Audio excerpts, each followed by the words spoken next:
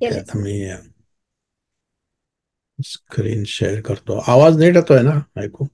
हो, व्यवस्थित आहे तुमचा आवाज आणि स्क्रीन पण शेअर होते व्यवस्थित.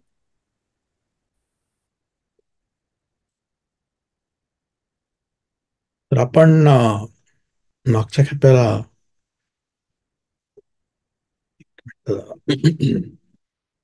मागच्या खेपेला आपण जिथपासनं संपवलं होतं ते पुढे आपण चालू ठेवूया हा प्रवास. पहिले एक दोन सत्र जे लोक फॉलो करतात त्यांना कल्पना आहेच की हे सामवेदातलं आहे आणि त्यामुळे हा शांती मंत्र आपण म्हणतो याच्यामध्ये. तर तिथपासून चालू करूया परत. एक मिनिट आहे, जरा स्क्रीन सेट करू दे जरा.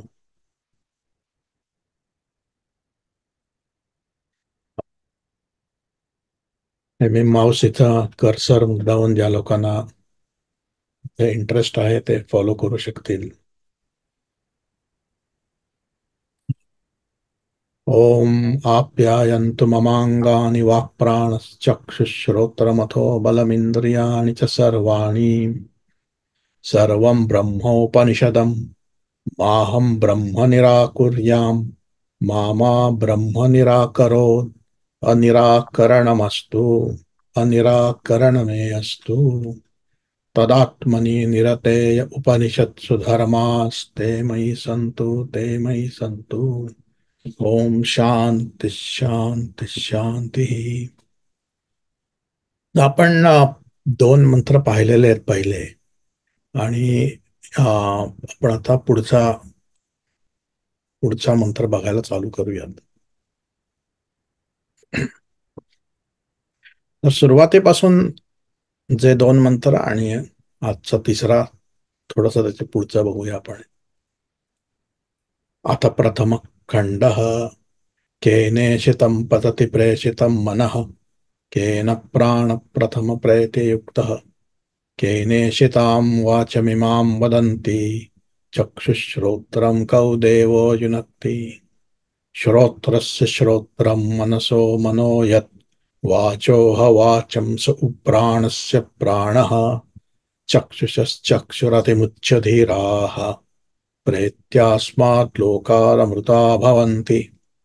आपण इथपर्यंत बघितलं, आणि हा आजचा मंत्र मग दोन आहेत.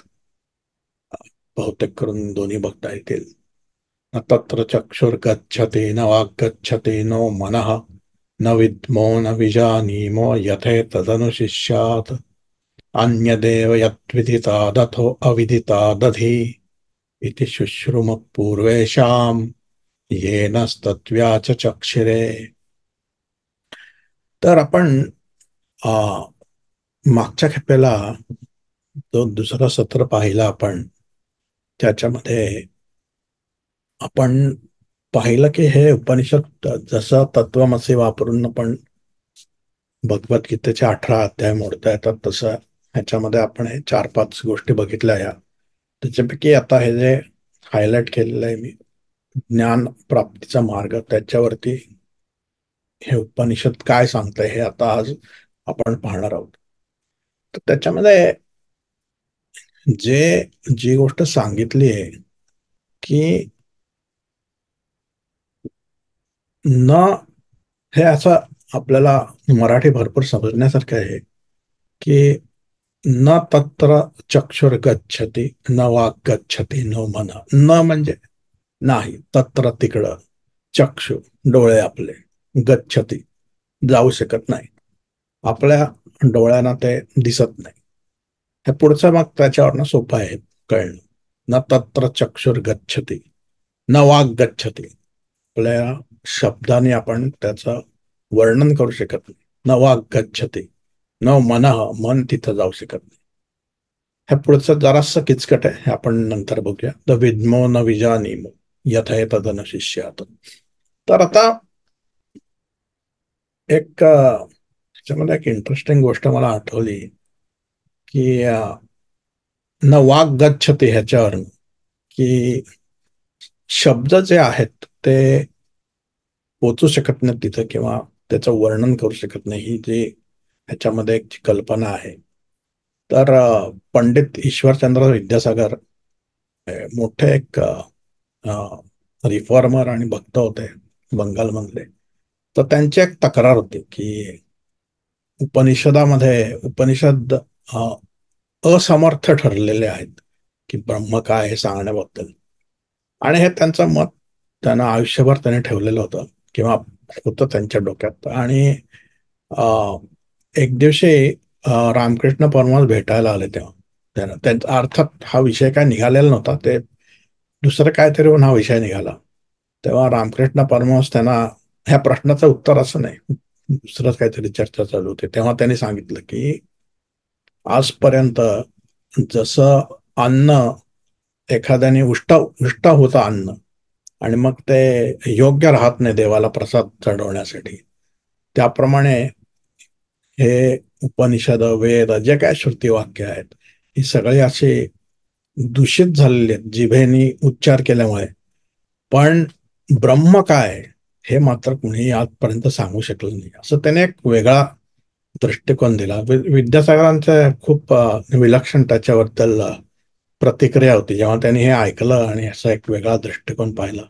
असो, तर आपण ह्याच्यामध्ये जे सांगितलं गेलंय न तत्र चक्षुर गच्छती न वाग गच्छती, तर ह्याच्यामध्ये एक जो गोष्ट जी अ, एखाद्याला खटकेल की अ, मला अ, मला एखाद्या गोष्टीचा अभ्यास करायचा आहे, तर तुम्ही मला कसा अभ्यास करायचा, ती गोष्ट कशी प्राप्त करायची हे तुम्ही मला सांगाल अशी माझी अपेक्षा आहे. मी विचारल्यावर तुम्ही मला ह्याने मिळणार नाही त्याने मिळणार नाही असं मला अपेक्षित नाही तुमच्याकडनं. असं एखाद्याला असं हे खटकू शकेल हे जे म्हटलेलं आहे असं ते, की बाबा मी विचारतोय की हत्ती कसा आहे आणि तुम्ही मला सांगता की हत्ती म्हणजे घोडा नाही या, मांजर नाही या, झाड नाही या.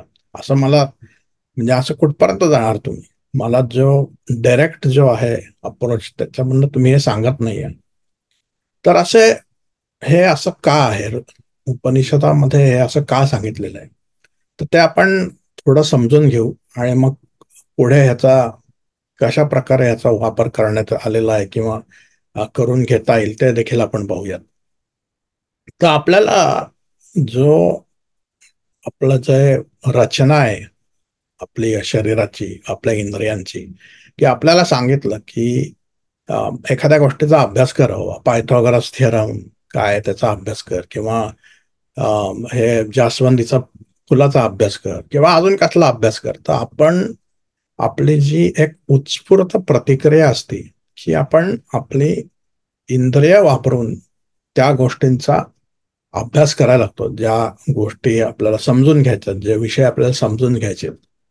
आणि हा जो एक अत्यंत स्वाभाविक आणि उत्स्फूर्त स्पॉन्टेनियस हा जो एक आपली एक प्रतिक्रिया असते, त्याच्यातनं तंतोतंत तसंच्या तसं जर आपण तो मार्ग वापरला तर त्यातनं हे ब्रह्मज्ञान मिळणार नाही. हे सांगण्याकरता त्यांनी हे मंत्र म्हटलेला आहे की वापरा तुम्ही इंद्रिय, पण जसं तुम्ही हे ज्ञान वापरण्यासाठी वापरता तसं वापरलं तर हे मिळणार नाही, असं ह्यातनं त्यांना उपनिषदाला आपल्याला सांगायचं आहे. तर हे आपण एक दोन गोष्टी बघूया आणि नंतर आपण आपले एक इंद्रिय घेऊन मागे जसा अभ्यास केला होता तसं त्याचाही आपण आता अभ्यास करूया पुढे.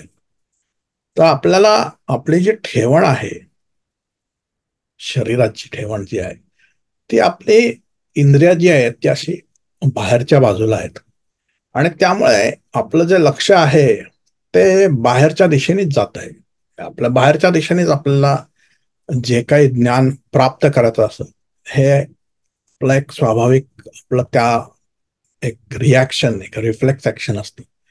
तर ह्याच्यासाठी मला कठोपनिषद काही लोकांनी माहिती असेल, काही लोकांना कठोपनिषदमध्ये अ, बरेच असे मंत्र आहेत जे जगप्रसिद्ध आहेत.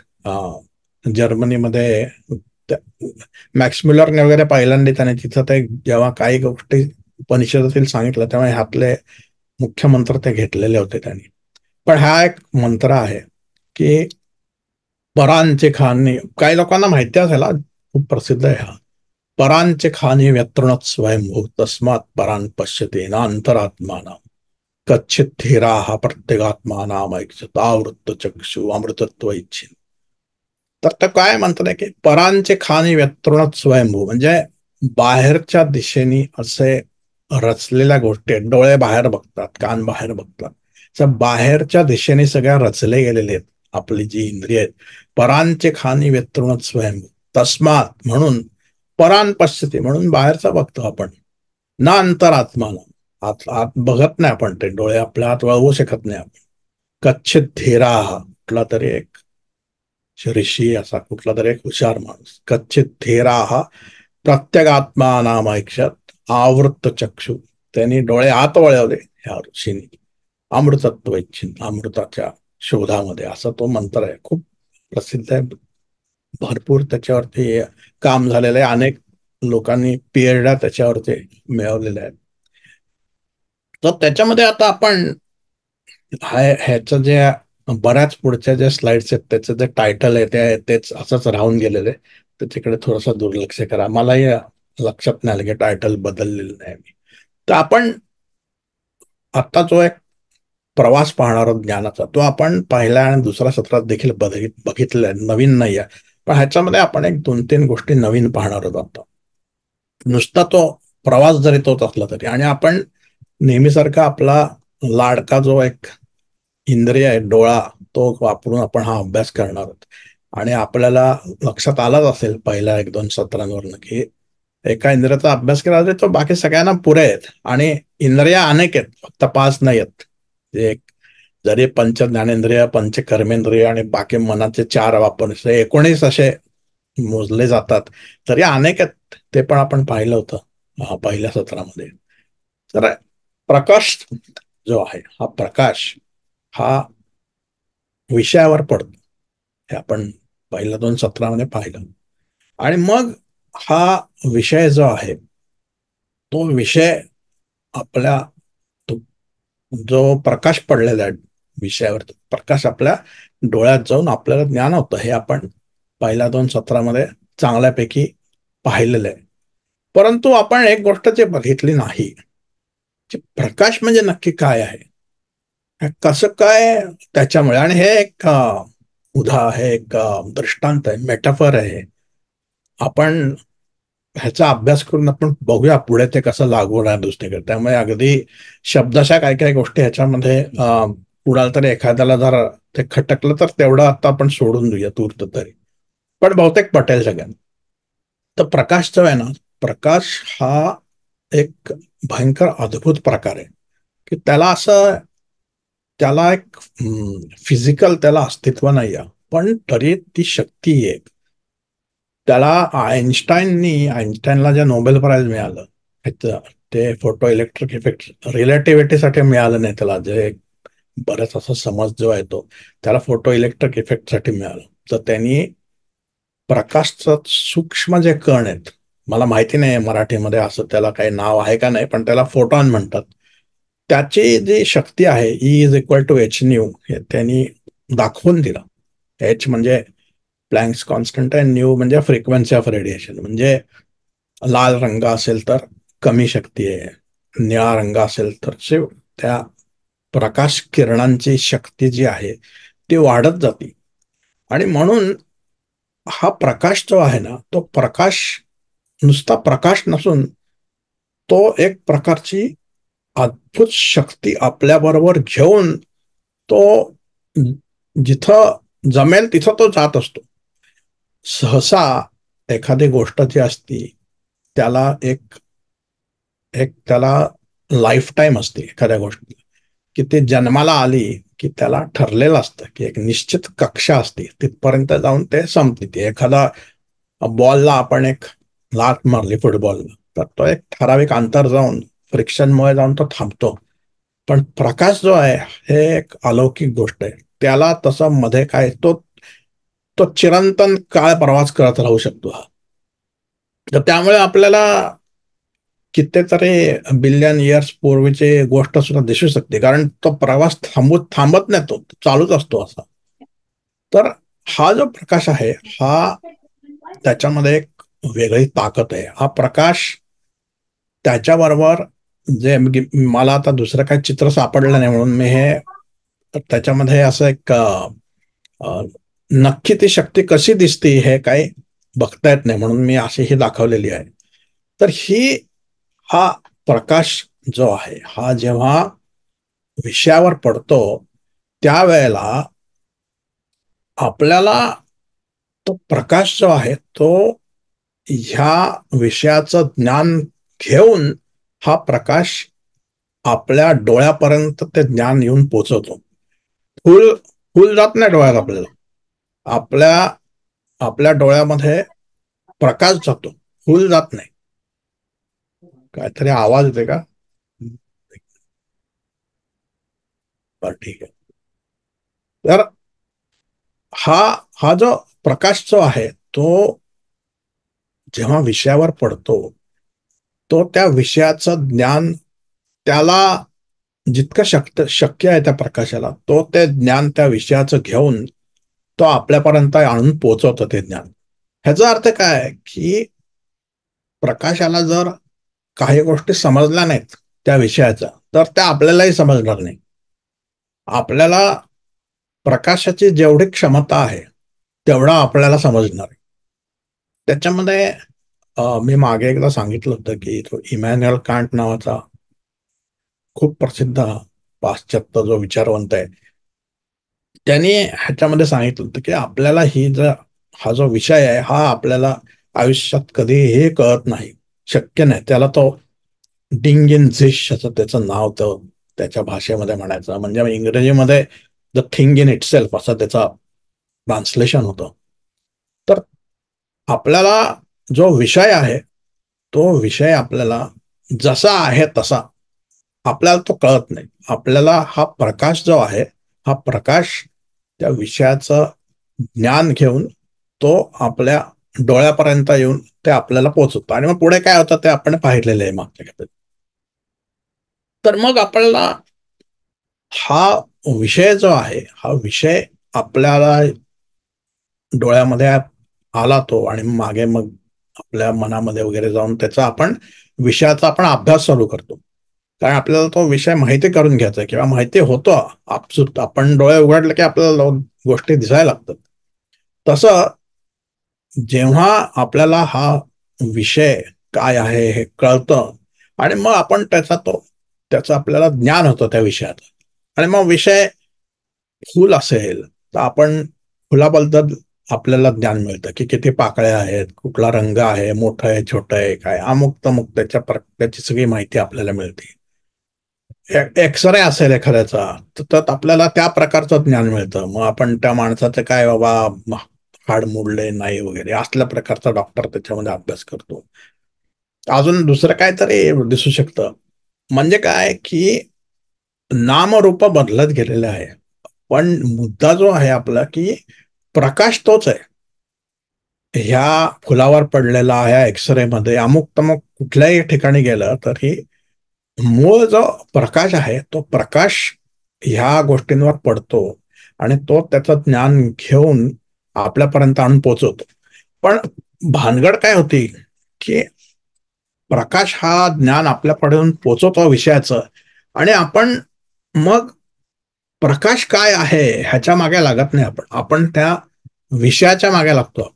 हा विषय समजून घेतो. आपल्याला लक्षातच राहत नाही की हे आपल्याला कळालेलं आहे ह्याचं मुख्य कारण प्रकाश आहे आणि तो हे कसं करतो त्याच्यात काय क्षमता आहे त्याची काय शक्ती आहे हे काही आपल्या ध्यानातच येत नाही. आपण विषयामध्ये गुरफटून राहतो आणि हा प्रकाश बाजूला राहतो. तर ह्याच्यामध्ये एक थोडस सरकून मी हे एक दोन गोष्टी सांगणार आहे. हे मोठे विषय आहेत, तांत्रिक विषय आहेत, ह्याच्यावर पण भरपूर अभ्यास झाला की गुणधर्म आणि धर्म ह्याच्यामध्ये हे एक सूक्ष्म फरक आहे आणि अत्यंत महत्वाचा फरक आहे की त्याला उपाधी असं म्हणतात. म्हणजे काय की जी गोष्ट नित्य नाही, येते जाते, परमनंट नाही, ती उपाधी आहे. मी हे सोपं करून सांगतोय. तर त्याच्यात आता एखादा माणूस असेल, तो कॉलेजमध्ये शिकवतोय, तो प्रोफेसर आहे. तर कॉलेजमध्ये असताना त्याची उपाधी काय, तो प्रोफेसर आहे. आणि मग तो घरी येतो तेव्हा त्याची मुलं असतील, तेव्हा त्याची उपाधी त्यावेळेला वडील झालेली असते. आणि तो बागेत काम करायला लागला तर त्याची उपाधी मग माळी होती. पण जो माणूस आहे तो काय ह्या उपाध्या नाही आहे, तो माणूस वेगळा आहे. तो अशा प्रकारे हा प्रकाश जेव्हा इतक्या सगळ्या विषयांमधून येतो तेव्हा आपल्याला ह्या त्याच्या उपाध्या निरनिराळ्या कळत असतात. त्याला तो जो मुख्य मागचा प्रकाश आहे तो वेगळा असतो. उपाध्या खऱ्या आहेत की नाहीत हा अजून एक वेगळा मुद्दा आहे. पण आपल्याला हा फरक जो आहे की आपल्याला त्याचं गुणधर्म त्याचे कळत असतात त्याचे आपल्याला. आणि गुणधर्म आणि धर्म ह्याच्यात काय फरक आहे, हा एक एक महत्वाची गोष्ट आहे लक्षात ठेवण्यासाठी. कारण ते पुढे जाऊन साधकाला आपल्या साधनेमध्ये सुद्धा त्याचा प्रचंड प्रमाणात फायदा होतो. तर मी काही उदाहरणं घेतलेत आणि हे उदाहरणं भाष्यकारांनी ह्या परिषदामध्ये अगदी थोडासा असे तुरळक मेन्शन केलेली आहे. पण भाष्यकारांचे अनेक प्रकरण ग्रंथ आहेत आणि त्याच्यामध्ये ठिकठिकाणी ही माहिती अशी पसरलेली आहे. ते मी थोडक्यात एकत्र केलेली इथं. त्यांचं लघुवाक्यवृत्ती, वाक्यवृत्ती, विवेक चूडामणी, अध्यास भाष्य इथं असं स्प्रिंकल्ड ते पसरलेले आहेत. ही ही माहिती ती मी आपल्याला ह्या आपण जो अभ्यास करतो त्यासाठी थोडी एकत्र आणली की हे जे आग जे आहे त्याचे हे गुणधर्म आहेत. मुंडकोपनिषदमध्ये म्हणजे आता मी एक दोन इथं उदाहरणं दाखवले मग मी की निळा रंग आहे, त्याच्यानंतर हा अजून पिवळसर रंग आहे, अजून लाल रंग आहे, अशा निरनिराळ्या रंगाचे आग आहे. म्हणजे ह्या आगीला ही नामरूप आहेत, ही वेगळी वेगळी त्याला उपाधी आहेत ह्या आगीला मिळालेल्या. ते मुंडकोपनिषद जे आहे त्याच्यात ह्या पण एक प्रसिद्ध एक मंत्र आहे की ते जेव्हा यज्ञामध्ये ते अग्नी देतात, ते अग्नी लावतात त्यावेळेला त्याच्या ज्या ज्वाला येतात तर त्याचा तो मंत्र येतो की काली करालीच मनोजवाच सुलोहितायाच सुधुम्रवर्णा स्फुलंगिनी विश्वरूचीच देवी लेलायमाना इति सप्तजिव्हा. 7 त्याच्या फ्लेम्स, त्या रंग त्यांनी सांगितलेले आहेत. पण जो आपल्याला मुद्दा आहे याच्यामध्ये की ह्या उपाधी आहेत त्या त्या शक्तीच्या, त्या आगीच्या. पण आगीचा धर्म काय आहे? धर्म आगीचा आहे जळणं. आगीचा धर्म जो आहे तो असं गरम राहण्यात आहे. तो काही येत जात नाही. त्याचा जो धर्म आहे तो काही येत जात नाही, बाकी गोष्टी येत जात असतात. असंच ब्रह्म जो आहे त्याचा जो धर्म आहे तो सत आहे, सत एक्झिस्टन्स. बाकी सगळ्या गोष्टी येत जात असतात त्याच्यावरती, ह्या प्रोजेक्शन्स ते व्यक्त अव्यक्त असं त्या होत असतात. पण त्याचं जे मूळ स्वरूप आहे तो त्याचा धर्म आहे. आणि हा धर्म जो आहे त्याचा तो आपल्याला ओळखायचा आहे. तर ह्याच्यामध्ये प्रकाश जो आहे, आगीचा धर्म जसं जळणं आहे तसा प्रकाशाचा धर्म जो आहे तो प्रज्वलित करणं आहे. की एखादी अंधारी जागा असते तिथं आपण प्रकाश मारतो की त्याचा तो प्रकाश जो आहे तो जाऊन त्या जागेला प्रज्वलित करतो. आणि मग आपण पाहिलं की त्याचा निरनिराळे विषय वगैरे दिसतात, पण त्याचा जो धर्म जो आहे प्रकाशाचा हा आहे की विषय जो आहे त्याला प्रज्वलित करणं हा त्याचा धर्म आहे. आणि आपण हा धर्म त्याचा ओळखता आला आपल्याला, तर आपल्याला प्रकाश काय कळेल. भगवद्गीतेमध्ये सुरुवातीला अगदी जेव्हा धृतराष्ट्र जो आहे, धृतराष्ट्र आंधळा आहे. आंधळा म्हणजे काय की आपल्याला आपल्या कर्मफळा एकदम काय आहेत हे आपल्याला तसं कळू शकत नाही कधी. असे बरेच त्याचे रूपक आहेत. धृतराष्ट्र कोण आहे त्याचं भगवद्गीतेमध्ये पहिलं त्याचं एकदाच बोलतो तो अखंड भगवद्गीतेमध्ये धृतराष्ट्र ते पहिल्यांदा एकदाच बोलत होतो की धर्मक्षेत्रे कुरुक्षेत्रे समवेता युत्सव मामका पांडवाश्चैव किम कुर्वत संजय. धर्मक्षेत्र कुरुक्षेत्र दोन इथं युद्ध चालू आहेत. एक युद्ध नाही, या तलवारीने जे करतायत ते कुरुक्षेत्रामधलं खरं युद्ध आहे. पण हे धर्मयुद्ध पण आहे आणि धर्माचे बरेच अर्थ आहेत. त्याच्यामध्ये हा एक अर्थ आहे की हे जे सत्य आहे त्याचा धर्म म्हणजे काय, सत्य तो ओळखणं, ते काय, बाकी सगळ्या गोष्टी येत जात असतात. तर आता आपल्याला जर हा धर्म ओळखायचा असेल या प्रकाशाचा, तर काय करायला हवं. आता हे म्हणून हे जे आपण बघूया पुढचं एक स्लाइड आहे की जो प्रकाश जो आहे तो विषयावर पडलेला आहे. विषय आपण बघितलं की तो प्रकाश त्या विषयाचं ज्ञान डोळ्यात गेलेला आहे. पण आता आपण पाहिलं की हे गुणधर्म आहेत त्याचे. आपल्याला प्रकाशाचा धर्म पाहिजे तर आपण हा विषय सोडून आपण थेट प्रकाशाकडे पाहायला पाहिजे. तर मग आपल्याला प्रकाश काय आहे ह्याची कल्पना येईल. पण आपण इतके गुरफटून गेलेलो असतो विषयामध्ये की ते दोन गोष्टी बाजूला करणं सोपं नाही आहे. आणि आपण हा विषय घेऊन त्या विषयाबद्दलचं ज्ञान एवढं असतं की आपण त्याच्यामध्ये आपण ते वाहून जातो त्या विषयामध्ये. म्हणजे एखाद्या बाईची ही पण प्रसिद्ध गोष्ट आहे, अंगठी हरवलेली असते आणि ही अंगठी ती शोधायला लागते. रात्रीची वेळ असते, रस्त्यावरती दिवा असतो एक, आणि ती शोधायला लागते ती अंगठी तिथे, आणि तिला काय मिळत नाही. बराच प्रयत्न करून सुद्धा मिळत नाही ती. आणि मग एक 2-3 लोक येतात मदतीला आणि मग ते म्हणतात काय झालं, मग ती सांगते अंगठी हरवली. मग ते पण सगळे शोधायला लागतात, भरपूर लोक शोधायला लागतात. ते गवत शोधून काढतात, काय सापडत नाही. आणि मग एक माणूस त्यातला विचारतो की तू कुठं हरवलीस ही अंगठी. ती म्हणते तिकडं कुठेतरी दुसरीकडे हरवली आहे मी. तो म्हणतो इकडे शोधून कशी मिळेल मग तुला. हे असं आपलं चालू आहे. आपण विषयाचा कितीही अभ्यास केला तरी आपल्याला प्रकाश का, धर्म काय, प्रकाश काय, हे आपल्याला विषय कळेल पण प्रकाशाचा धर्म कळणार नाही. आणि हे मेटाफर आहे. हे आपल्याला थोड्या वेळातच कळेल हे कसं आपल्याला लागू होत आहे ते. तर आता हाच जो आपण एक फ्लो बघितलाय त्याच्यामध्ये मी हे पुढचं दाखवतो. आता काय होतं की हा प्रकाश आपण हे बघितलेलं आहे की हा प्रकाश जो असतो हा विषयावर पडतो. आणि हे आपण मागच्या सत्रामध्ये पाहिलं की मग हा प्रकाश जो आहे तो मनामध्ये जाऊन त्याची वृत्ती तयार होती. आता जसं विषय जो आहे तो आपल्याला प्रकाश नसेल तर कळणार शक्यच नाही आपल्याला विषय तो. त्याचप्रमाणे ही जी वृत्ती तयार झालेली आहे, निरनिराळ्या प्रकाराने वृत्त्या तयार होत असतात. आपल्याला राग आला ती एक वृत्ती तयार होती, आपल्याला कोण चांगलं बोललं ती वृत्ती तयार होते, आपल्याला फूल दिसलं ती वृत्ती तयार होती, गाणं ऐकलं, अशा असंख्य प्रकारच्या वृत्त्या तयार होतात.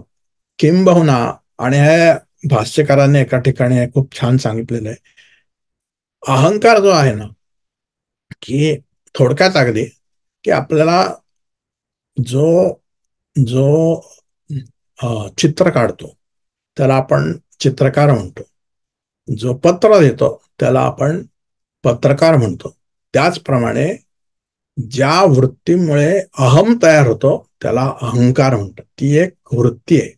जसं फूल आहे वृत्ती, तसं अहंकार सुद्धा एक प्रकारची वृत्तीच आहे याच्यामध्ये. पण ह्या कितीतरी नाना प्रकारच्या वृत्त्या आहेत. आणि वेदांत आणि आपल्या हिंदू ह्याच्यात असं म्हणणं आहे की ते जन्मोजन्मी चालू असतात. पण ह्या वृत्त्या कळण्यासाठी ज्याप्रमाणे आपल्याला प्रकाश आवश्यक आहे त्याप्रमाणेच आपल्याला इथं हा चैतन्याचा प्रकाश लागतो. त्याशिवाय ही वृत्ती जड आहे ही आपल्याला समजणार नाही. आणि मग ही वृत्ती जी आहे ही त्या चैतन्याने प्रज्वलित होऊन मग त्याचा आपल्याला जे काही ज्ञानाचा साक्षात्कार असेल तो आपल्याला होतो. आणि मागच्या 1-2 सत्रात मी सांगत आलेलो आहे की ज्ञानाचं अधिष्ठान हे चैतन्यामध्ये आहे. त्यामुळे ह्या उजेडाशिवाय आपल्याला ज्ञान होणं शक्य नाही.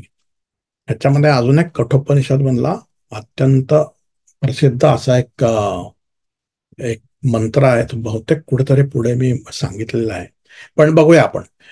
तर आता आपण पाहिलं की मला जर प्रकाश समजून घ्यायचा असेल तर मला हे विषय बाजूला करून मला त्या प्रकाशाच्या दिशेने बघायला पाहिजे. त्याचप्रमाणे मला जर चैतन्य समजून घ्यायचं असेल तर मला ह्या वृत्त्या, हे विकल्प सोडून मला चैतन्याच्या दृष्टिकोनातनं शोध घ्यायला पाहिजे. आणि ही गोष्ट जी आहे ही बोलायला त्या मनाने सोपी असली तरी त्याच्यामध्ये आपल्याला एक तर्क असा आपण फॉलो करू शकतो ह्यातनं. तर ह्याच्यामध्ये आता आपण प्रकाश जो पडला विषयावरती, तो आणि विषय हे आपण बाजूला कसं करू शकतो.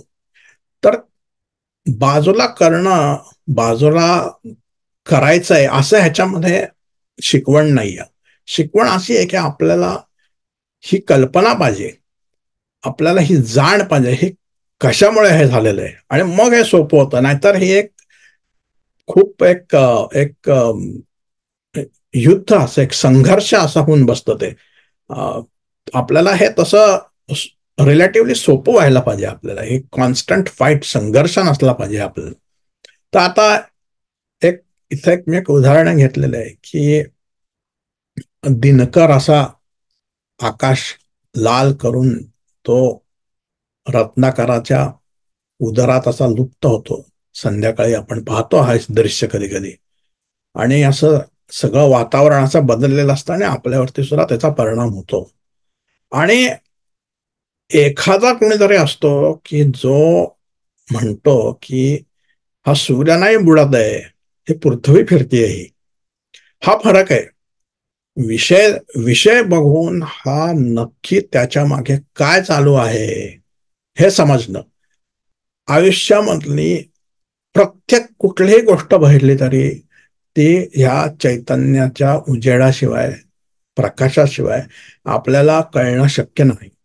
त्यामुळे कुठलीही घटना, कुठलाही आपला विषय असू दे, काहीही कर्म आपण करत असू दे, तरी त्याच्यामध्ये हा ब्रह्माचा त्याच्यामध्ये स्पर्श, त्याचा सहवास, त्याचं अस्तित्व हे सतत आपल्याला त्याच्यामध्ये दिसलं पाहिजे, दिसता यायला पाहिजे. असं साधकाचा असा तो गोल असला पाहिजे, ते ध्येय असलं पाहिजे.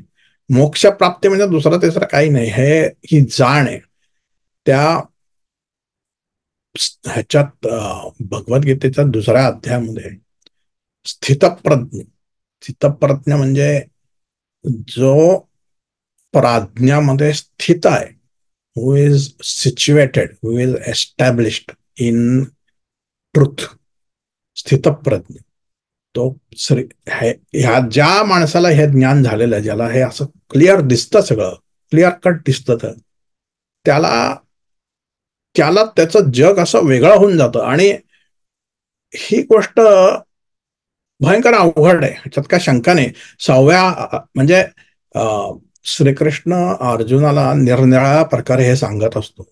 6व्या अध्यायामध्ये तो श्रीकृष्ण त्याला अर्जुनाला हे साधारण ह्या पार्श्वभूमीवर त्याला सांगतो की कशा प्रकारे तू ह्याच्यावरती अभ्यास केला पाहिजे. आणि अर्जुन लक्ष देऊन ऐकत असतो, त्याला समजत असतो ते, आणि त्याला सगळं समजल्यावर त्याचं लक्ष येतं की हे काही सोपं नाही आहे. आणि तो कृष्णाला म्हणतो अर्जुन 6व्या अध्यायात की योयम योगस्त्वया प्रोक्त साम्येन मधुसूदन, हे तू सांगतोय हे काही सोपं नाही आहे श्रीकृष्ण मधुसूदना. एतस्याहम न पश्यामि चंचलत्वात् स्थितिं स्थिराम, चंचलम हि मनः कृष्ण प्रमाथे बलवत् दृढम, तस्याहम निग्रहम मन्ये वायुरिव दुष्करम. वायूसारखं नियंत्रण करणं मनावर हे हा मुश्किल काम आहे. हे श्रीकृष्णा, तुला कल्पना नाही, तू सांगतोय हे सगळं, पण तुला कल्पना नाही हे किती अवघड आहे. आणि श्रीकृष्ण त्याला उत्तर देतो की मला कल्पना आहे.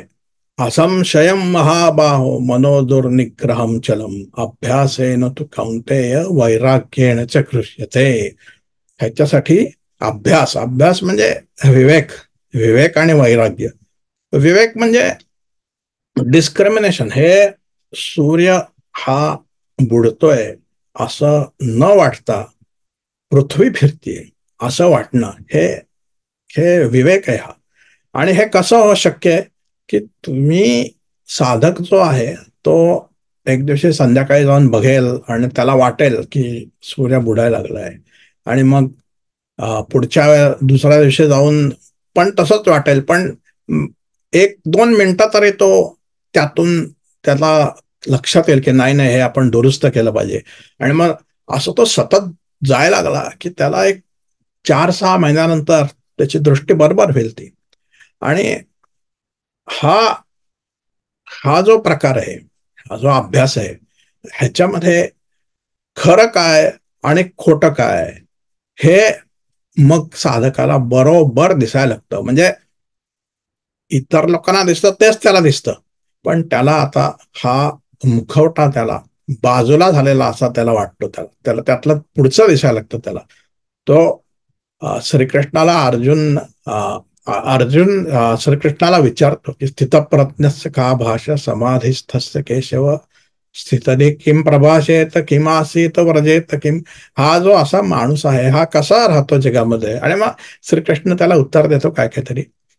तर मला एक एक्सपेरिमेंट आठवतो, विलक्षण आहे एक्सपेरिमेंट आहे हा, ह्याच्यामध्ये केलेला आहे युके मध्ये. मला वाटतं एक 40-50 वर्षापूर्वी केलेला असेल हा.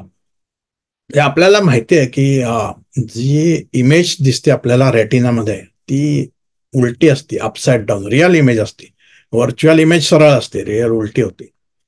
तर त्याच्यामध्ये आपल्याला म्हणजे एखादा माणूस आहे त्याचा डोका खाली आणि पाय वर असा असा दिसणार तो.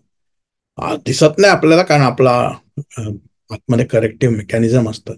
पण त्याला जो प्रयोग सांगतोय मी त्याच्यामध्ये तो एक चष्मा केला होता की ते उलटच दिसायचं.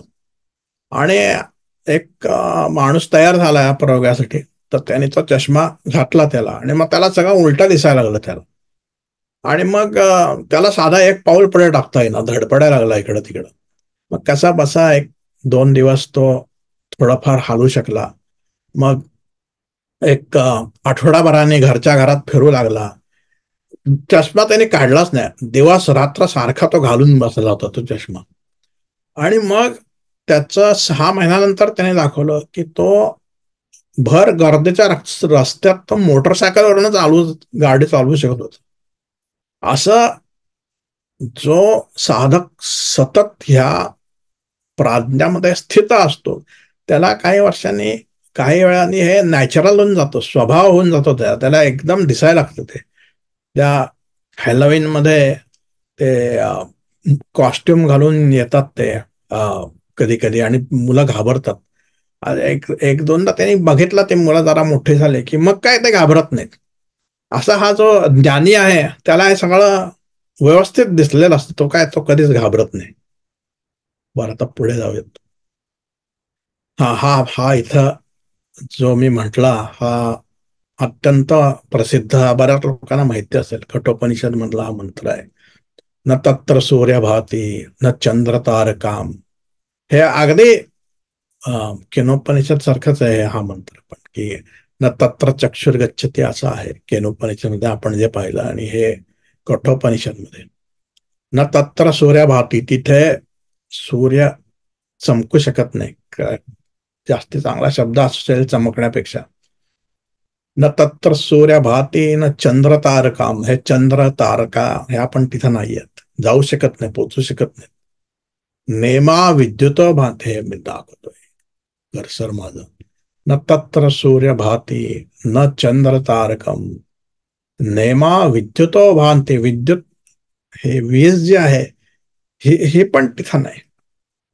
तो आहे अग्नी, हे अग्नीचं काय मग, हे कुणीही तिथं पोचू शकत नाही, अग्नीही पोचू शकत नाही. आणि हा एक खूप चर्चेला असा दुसरा जो भाग आहे मंत्राचा असा आहे. तमेव भान्तमनुभाति सर्वं तस्य भाषा सर्वमिदं विभाति. अनुभूती आहे ना, हा शब्द जो आहे हा जरा टेक्निकल शब्द आहे. की आपण म्हणतो की अनुरूप म्हणजे एका रूपासारखा दुसरा रूप करणं किंवा अनुक्रम किंवा अनुभूती, असा जो शब्द आहे ना त्याचा अर्थ फॉलोज, की आधी हा प्रकाश आहे आणि त्याच्यानंतर बाकीचं सगळं होतं, असा हा शब्द आहे. आणि हा एकदम पॉवरफुल आहे आणि खूप ठिकाणी हा वापरला जातो मंत्र आणि निरनिराळ्या प्रकारे त्याचा आपल्याला मॅनिफेस्टेशन व्यक्त तसं होत आहे, निरनिराळ्या प्रकारे बघता येत आहे. तर हा एक कठोपनिषद मधला चांगला मंत्र आहे लक्षात ठेवण्यासाठी आणि चिंतन मननाच्या दृष्टिकोनातून हा खूप चांगला मंत्र आहे. हा छोटाचा आहे, लक्षात ठेवण्यासारखा आहे. न तत्र सूर्य भाती न चंद्र तारकम नेमा विद्युतो भाती कुतोयमग्नी तमेव भान्तमनुभाति सर्वं तस्य भाषा सर्वमिदं विभाति. हे काय, आता आपण हा मंत्राचा अभ्यास करतोय आपण. न तत्र चक्षुर्गच्छते न वाक् गच्छते नो मनः न विद्मो न विजानीमो यथे तदनुशिष्यात. आपण हा दुसरा, आता आपण फक्त पहिला भाग बघितला की न तत्र चक्षुर्गच्छते न वाक् गच्छते नो मनः. डोळा बिळा तिथं जाऊ शकत नाही. म्हणजेच आपल्याला वेगळ्या प्रकारे ह्या शक्तीकडे बघितलं पाहिजे. असं नाही की हे उपयोगी नाही आहेत, त्याचा अर्थ आपण अजिबात नाही घेतला पाहिजे, पण बरोबर तऱ्हेने ते आपण वापरले पाहिजे. आपल्याला पहिल्या सत्रामध्ये हा प्रश्न विचारला गेला होता की हे काय, ह्याचा उपयोग आहे किंवा हे ज्ञान आपल्याला उपयोगी नाही का. तर ते बरोबर तऱ्हेने म्हणलं तर ते उपयोगी आहे. न विद्मो न विजानीमो यथे तदनुशिष्यात. ह्याच्यावरती मी पुढे काय लिहिलेलं आहे बघतो मी.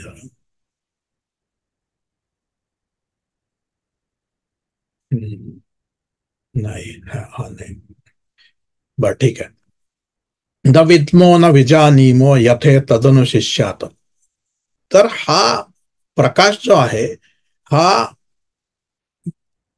आपल्याला कळणं हे डोळा मन वाक वगैरे झालेलं आहे. पण ह्याच्यामध्ये कसं आहे की आपण बघितलं की चैतन्य आहे, चैतन्यामुळे होतंय. तर हे हा प्रकाश जो आहे, हे जे चैतन्य आहे, जे आपलं अस्तित्व आहे ते आपल्याला कळणं शक्य नाही. ते मी एक दोन ह्याच्यामध्ये उदाहरणं घेतलेली, ते आपण पाहूया.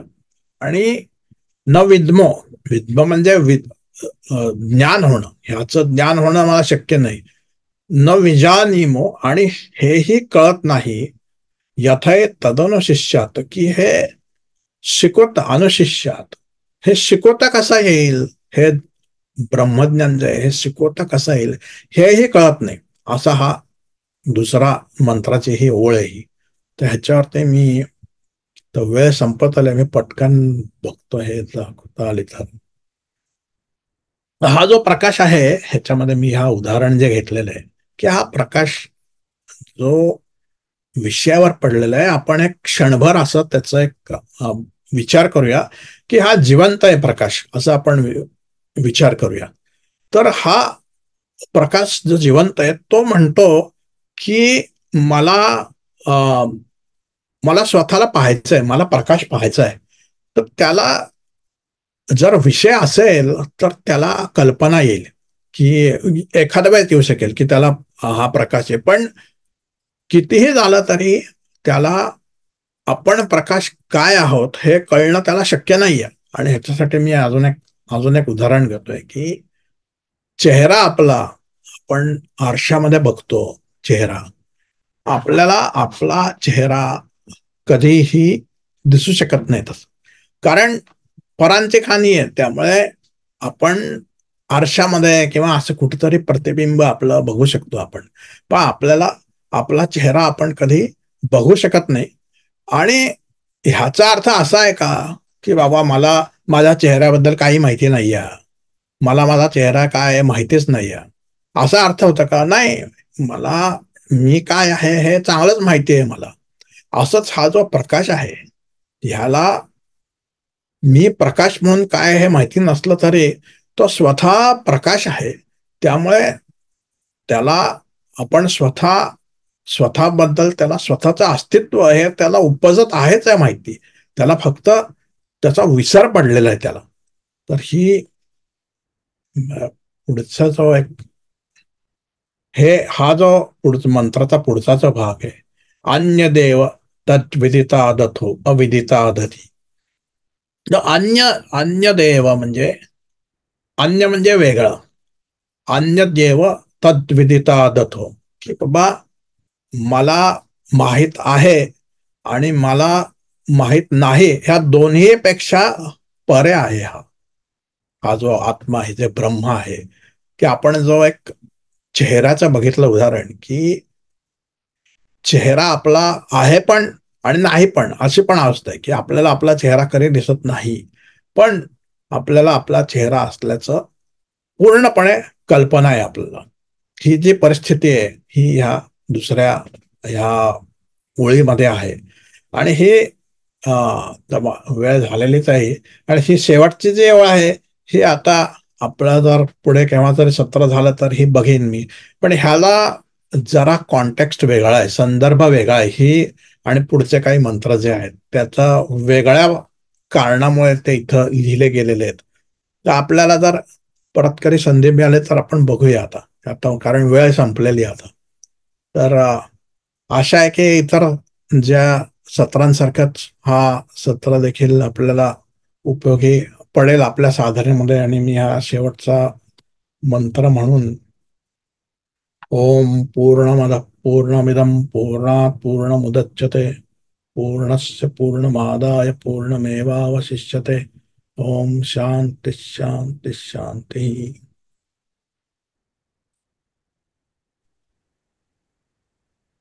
फारच सुंदर विवेचन शशांकजी. अं, प्रकाशाची तुम्ही जी उपमा वापरली आज, किंवा मुला उपमाच नाही म्हणता येणार त्याला, त्याला विषय म्हणता येईल आजचा. That was fantastic. आणि प्लँक कॉन्स्टंट जे आहे त्याच्यात आणखीन एक असं जाणवलं की आता जसं रेड लाईट जो आहे, रेड लाईटचा एनर्जी गेन कमी असतो. त्याचं असंही दिसतं की फोटोग्राफी करताना रेड लाईट कॅप्चर करणंही अवघड जातं. आणि त्याच्यावरती मी पाहिजे तुम्हाला एक वेगळा तुमच्याशी चर्चा करीन, कारण that also has some ideas तुमच्या ज्या ऐकताना आज मला डोक्यात आल्या. पण अप्रतिम व्याख्यान झालं आजचं. प्रकाशाला विषयाचं ज्ञान नाही ही एक फार फार महत्वाची गोष्ट समजली, आणि त्याचं विवेचनही फार छान झालं. वरनं आपण आता पुढे आपल्या भजन सेवेकडे वळू. संतोष खेडकर आलेत का? हो. Okay, Santosh. Santosh Lexington Kentucky, correct?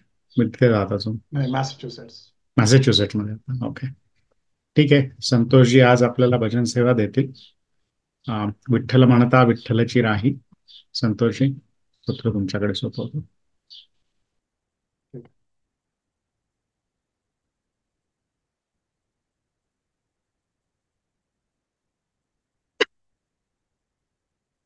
Vitthal म्हणता विठ्ठलची राही, विठ्ठल म्हणता विठ्ठलची राही.